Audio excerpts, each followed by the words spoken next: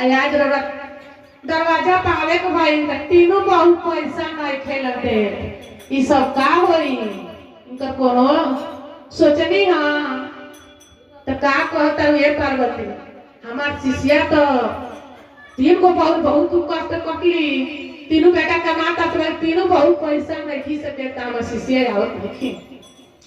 तो का करें रवा जाई सब तो धाम पर जाई वहां के जाकर वहां दर्शन दी द्वारे पर तो देखी का करता शंकर भगवान भिखारी के भेष में डमड़ लेता लौकी की तुमड़ी डमड़ू चल जावतानी भोले हरानी कहतानी बचवा भिक्षा दे हूं तो कहतानी बुढ़िया माता हाँ बाबा ले आवतानी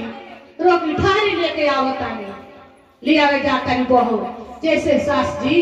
उठावतारी तो पोतो का कहतानी सुन नहीं एक मोठे चौरा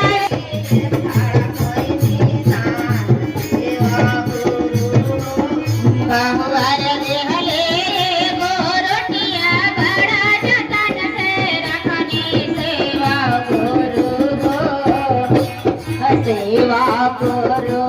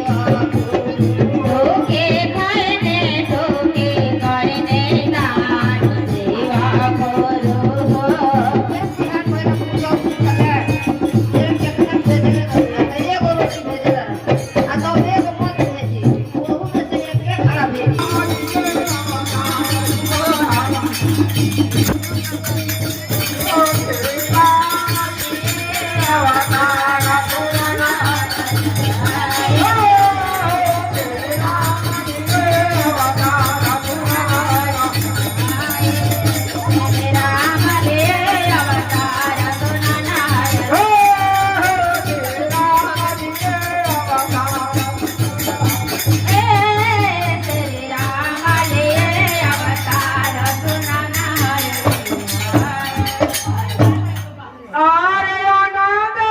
no, no,